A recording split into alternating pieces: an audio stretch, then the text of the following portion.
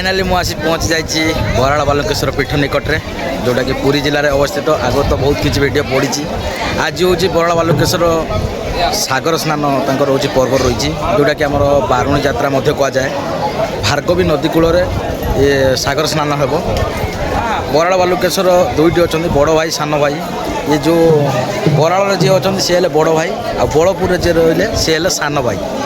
तो सान भाई बर्तमान हूँ विमान आसी बर्तमान दिह आसी आज्ञामाल ने तापर जी हूँ भार्गवी नदी कूल को। तापर कौन विधि रही मु तो निजे जानी। आज ये प्रोग्राम रे मु उपस्थित अच्छी आ कौन प्रोग्राम रे सब घटुची मुझे वीडियो माध्यम देखे।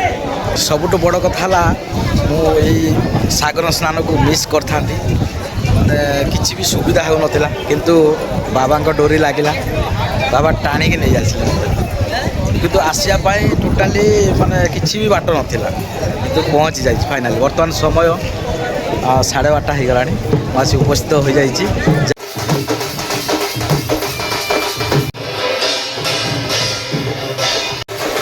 नमः पार्वती पतये हर हर महादेव। जय बाबा बराड़ बालुकेश्वर। बर्तमान आम आसी पहुँचीचु पुरी जिला बराड़ ग्राम बाबा बालुकेश्वर पीठर आज महाबारुणी स्नान जोटा कि भार्गवी नदी कूल जोटी बाबा आविर्भूत होते। बाबा हेले दुई भाई। बड़ भाई हेले बराड़ बालुकेश्वर, सान भाई हेले बड़पुर बालुकेश्वर। आज तांकर मिलन हम ये जगार।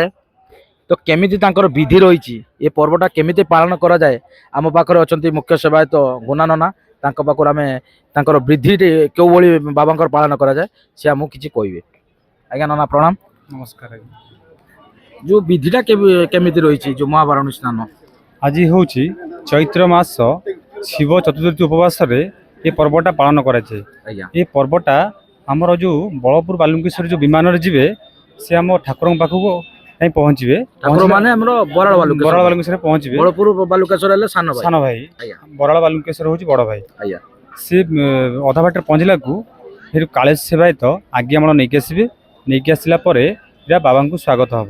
स्वागत है सान भाई बड़ भाई की स्वागत करके दुई जन जाक मिसिकी एकाथरे विमान आसिकी भृगुघाट मूल पहुँचे। सान भाई जी आगे निमंत्रण करिए बड़ भाई सान भाई जी तापरे बड़ भाई की नहीं आसबे। दुई जन जाक आसिकी समस्त द्वारे भोग खाई बाबा नदी घाट को आसबे। गाँ साही बोलिए समस्त द्वारा भोग खाइबे खाई नदी भार्गवी नदी कूल को आसबे।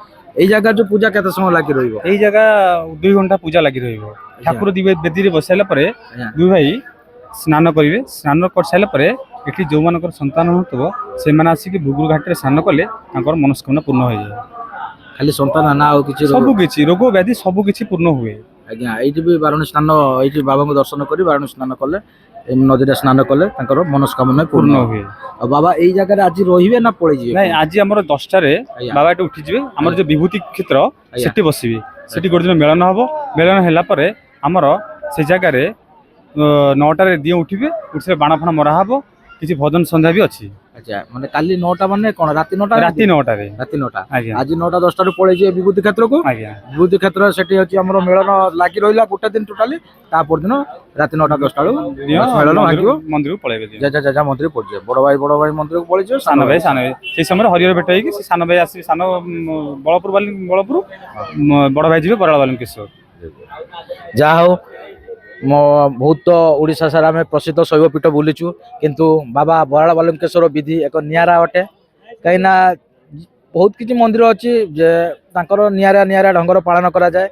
बाबा बराड़ बालुकेश्वर ये एक स्वतंत्र माने विधि पालन करा जाउची जोटा कि बारुणी स्नान चैत्र मास चतुर्दशी शिव चतुर्दशी रे स्नान करा जाए जोटा कि महाबारुणी स्नान नाम परिचित। यही भार्गवी नदी कूल प्रभु श्रीरामचंद्र जे कि स्थापन करते बाबा बराड़ बालुकेश्वर को जो कि प्रत्यक्ष ठाकुर कामनार लिंग बाबा बराड़ बालुकेश्वर।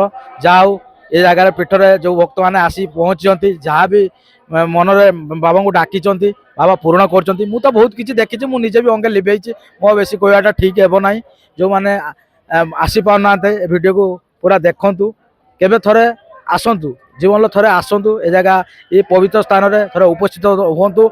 आउ जो मेला जो लगी रही लक्षाधिक संख्यार भक्त मान समागम मु भावी नी आउटा सबुठ बड़ कथा बाबा बराल बालुकेश्वर सहित मोर जहाँ अनुभूति आज मोर प्रायतः मुझे आसी पार न था मु टोटाली माइंड रु काढ़ी देइथिल जे आज पहुँची पारिबी के जगह किंतु बाबा मते ए जगह को आनी टाणी आनी पहुँची दीची आउ मु भाबिथिली प्रोग्राम बहुत जल्दी स्टार्ट हेइदो किंतु ना प्रोग्राम टिके लेट हो जाइए मु ठीक टाइम रे आसी पहुँच जाइए बाबा मते टाणी आनी के जगह उपस्थित करछि जाओ बाबांगर सेतिक आशीर्वाद मो ऊपर रही आउ बराल बालुकेश्वर जेतिकी सब तार माने रोचे पूजा विधि मु सब वर्ष सारा जाऊ उपस्थित होइछि जाओ बाबा मो ऊपर एति आशीर्वाद करछन्ती आपण माने भी आसंतु भक्तिर सहकार बाबा को डाकंतु आपनकर मनस्कामना भी पूर्ण हबो आउ बुना नना को आम धन्यवाद जणाइबु।